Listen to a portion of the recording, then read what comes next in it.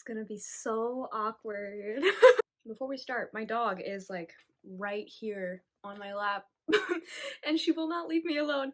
Here's a picture if you want to see her. Her name is Bo. I absolutely adore her. So if you hear dog noises, it's my dog. She's right here and she's curious as to what's happening. I would be too. Anyways, I'm here with the booktube newbie book tag, and I wanted to start with that because I hate this tag. I hate this tag. I think the questions are kind of weird. And I was like, well, my first video is gonna be kind of gross anyways. And I'm not gonna want to look back on it. So I thought, why don't we like have like a shitty like hers? We can have a bad kind of book tag. No beef to the person who made it. I think it's fine. I just personally don't like the questions for me. But oh, dog's gone. To start out, my name is Grace. Welcome to my channel. It's weird to say. Yeah, welcome to my channel. This is my first video. I wanted to start a booktube channel because I like books. I think that's a question on the booktube newbie tag. So I think we should just get into it. Maybe? I think I'll put the questions on the side here or somewhere. I don't edit videos. So we'll see how bad and how much time it takes me. Question 1. Why did you start this channel? Because I'm in desperate need of attention. I'm kidding. Not really. I'm kidding though. It's not the only reason. I just want to talk about books to people. Everyone in my life is illiterate. Not really. I think some people in my life do read, and I do like talking to them about books, but I want to talk about books to more people. Yep. Oh, I also have my computer here with the questions. If that is interruptive, I'm sorry. I'm not going to be looking at myself in the camera all the time because it is kind of weird starting out. I'm also an English major, and I feel like that'd be fun content. I love watching like English major videos, especially like I think her channel name is Emmy, and I think she goes by she, her pronouns. I'm not completely sure. I will check. Put them in the video if I'm wrong. But name is Emmy. I love her channel so much, and I will link her down below. If you guys are watching, please go check out her channel if you haven't already. I love her content. It's very calming. It's long form, and it's great. She's an English major in somewhere, and I love her content, and she definitely inspired me to do my own. So she is linked down below. Major shout out to her. Number 2, what are some fun and unique things you can bring to booktube? Nothing, love. This question's ass. There are a million different young adult white women, English major people in booktube. Me entering is not new. Not at all. And I don't know, I feel like, why do I have to add something specifically unique to booktube? Why can't I just make a channel and like make what I want? And also I feel like having to like push out content that I feel is especially unique would be very difficult, and I don't want that on me. I don't want that pressure on me to like be worrying about if my little space I'm gonna carve out is unique enough or not. I'm not unique. I'm joining on a big group of people. Number 3, what are you most excited about for this new channel? Having an excuse to talk about books to people. It'll be fun, I think. And also to have an outlet, maybe. Number 4, why do you love reading? How can I not? How can I not love reading? It's like so escapist. There's so much escapism to it. Love pretending the real world doesn't exist for a little bit and just disappearing. Yeah, I grew up reading. There wasn't really a time in my life where I didn't think I read. I've always just been used to it. Always been used to sitting down with a book and reading. Um, and it's just such a self-care thing for me.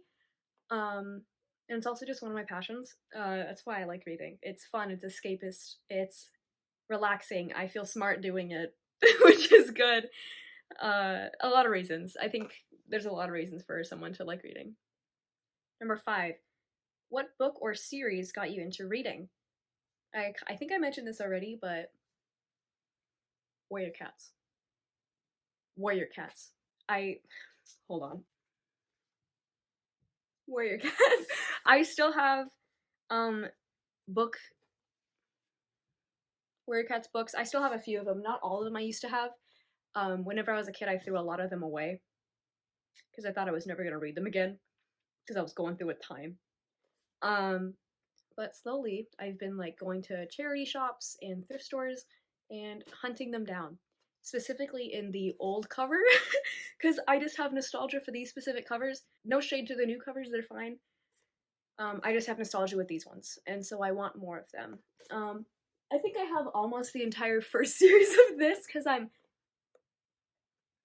crazy, but it is my mission to find more of these. This got me into reading. I'm obsessed with them. It's written interestingly. It's fun though, and I loved it. Um, Good elementary school book, middle school book to read. Yeah. Another book that really got me into reading was Maximum Ride. Ooh, I have that one too. Another book that really got me into reading was Maximum Ride.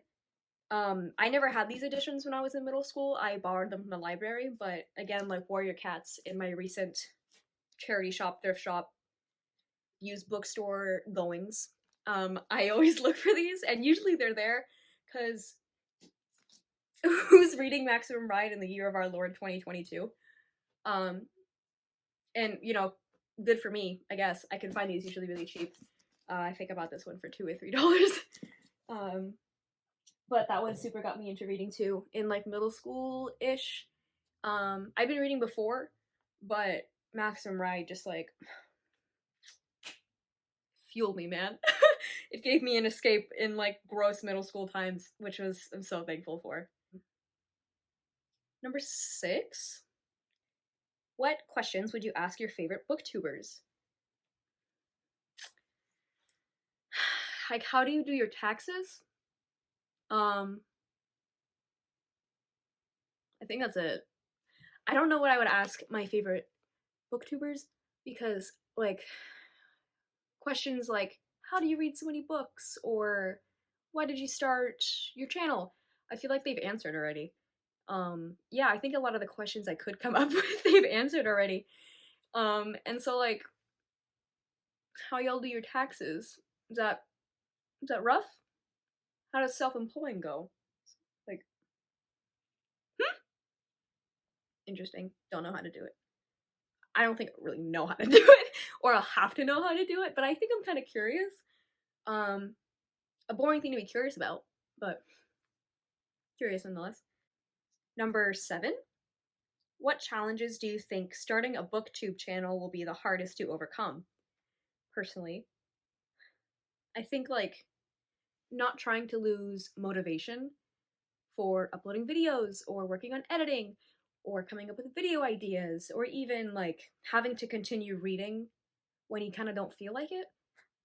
I know another booktuber called A Clockwork Reader. I'll also link her down in the description. If you haven't checked her out, do. I love her channel as well. I know it was hard for her to make content for a little bit because she was in a big reading slump, and I would be very scared of that happening to me. Because like, what do you do? What do you do? I think another thing would be like persevering and keep going, pumping out stuff and doing videos and whatever. When you feel like you're shouting to a void, like when you're alone in a space and then you get to question like, oh, why am I doing this when there's nobody there? Which that can be rough. That can be hard. um, Hopefully I keep going though, because I think I would like to. I hope. Number 8. When did you start reading? I kind of mentioned this before, but I haven't really thought of a time where I didn't read. It's just kind of a thing that I grew up with. I was always reading as a kid, from like picture books and being read bedtime stories and whatever, going to the library when I was young, and like spending a day there, or getting movies and books and things, to going to elementary reading Warrior Cats and other books that an elementary school kid would read. In middle school, going to Maximum Ride and finding out like YA, um, and then even to high school and just being bored in class and reading. um, I've never not had a time where I've read, and I don't really want to have a time where I haven't read. My love for reading kind of propelled me to be an English major, and it's something I want to do for the rest of my life. Number 9, where do you read? Everywhere? I kind of read everywhere. Whenever I can squeeze time, I find places to read. Examples could be like my swinging little hammock chair that I'm sure I'll show a picture of or a video of. The kind of gross green velvet chair that I'm using as a camera stand right now. Like my bed is a good one. Outside somewhere. Coffee shops near my house, or at work when there's nothing going on. Whenever I find time, I read anywhere. At school, especially at school. In the car, to like an audiobook. Just, whenever.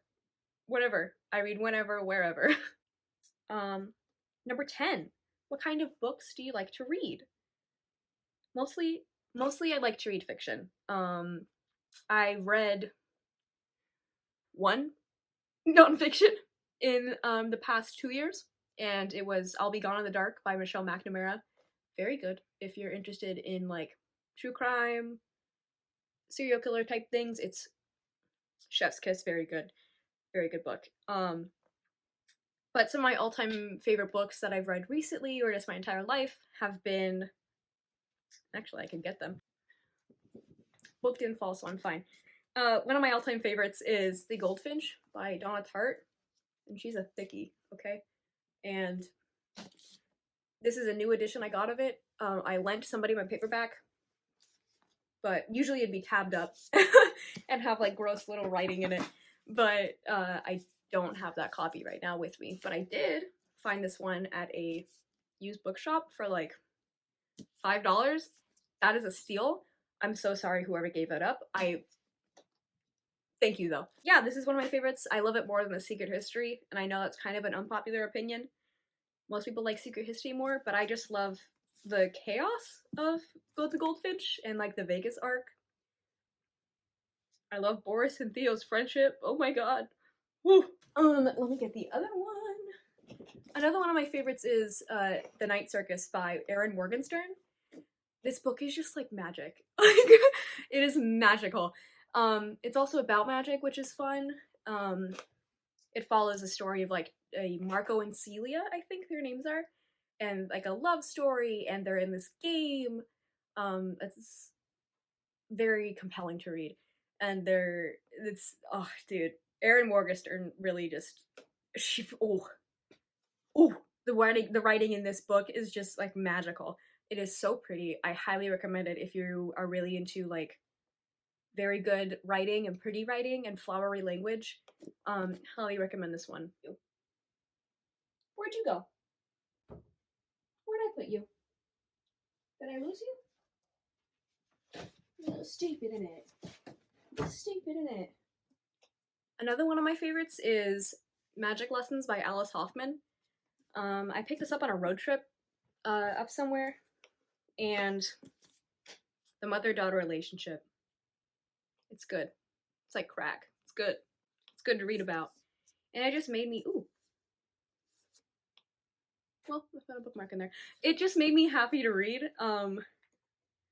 Like, except for the sad parts. The sad parts are really sad. but the happy parts are very happy.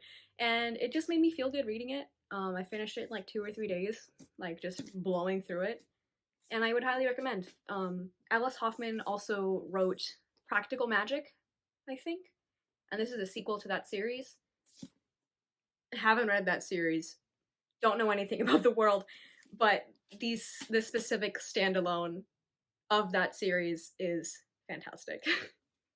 Last but not least, one of my favorites is The Dutch House by Anne Patchett. I haven't read any other books by Anne Patchett, but I read this one, it's really good. Like Magic Lessons by Alice Hoffman, this book deals really heavily with familial ties, and I love that. I love it so much. It's it's basically about a brother and a sister, and you follow them as they grow up, and you see how a troubled childhood affects them, but never manages to break them apart. And you just see how these two siblings persevere in their lives and keep each other in their lives throughout hardship and joy. And it's perfect. It's a good book. Again, if you want like a feel-good familial story, I highly recommend The Dutch House by Anne Patchett. By Anne Patchett. By Anne Patchett. Those are my book likes. If you hate them, please tell me in the comments and I'll argue with you. Just kidding. I won't argue with you, but I will be ticked off. No, put your opinions on my books or put your favorite books in the comments. I would love to find someone else's favorite books and see like what we have in common, or maybe some good book recommendations. I'd love that. Finally, what does your book collection look like? I'm gonna show a picture of my baby, my beloved bookshelf. I love her so much. She cost me like 2 paychecks from World Market, but oh my god, I love her. Oh my god, I love her so much. I adore this bookshelf. My book collection ranges drastically. I have guilty pleasure YA by like First Life by Gina Showalter, or Ash Princess by Laura Sebastian, which to say are not bad books. I have them on my shelf. I enjoyed reading them, but they're like guilty pleasures. They're like bad YA. That's like fulfilling to read. Like oh my god, I adore bad YA. Oh my god, it's so fun. I have like bad YA to even classics. Like I think if you can see over here, this is Portrait of a Young Artist by James Joyce, or even To Whom the Bell Tolls by Ernest Hemingway. I have The Master and Margarita, Catch-22. So I have Shakespeare up there. Like we go through genres, you could say. We are diverse readers, you could say. Is that it? How do you end a video? If you like this video, please subscribe, maybe? Or don't. Don't subscribe. Dislike. Oh, just kidding. You can't dislike because YouTube took the dislike button away. Comment down below like your favorite books. I'd love new recommendations, or even your own book channels, and like promote yourself. I'll love to check out other small booktube channels, make mutuals and things. I'll link down below the channels I mentioned, A Clockwork Reader and Emmy. And I think that's it. Thanks for watching. Bye!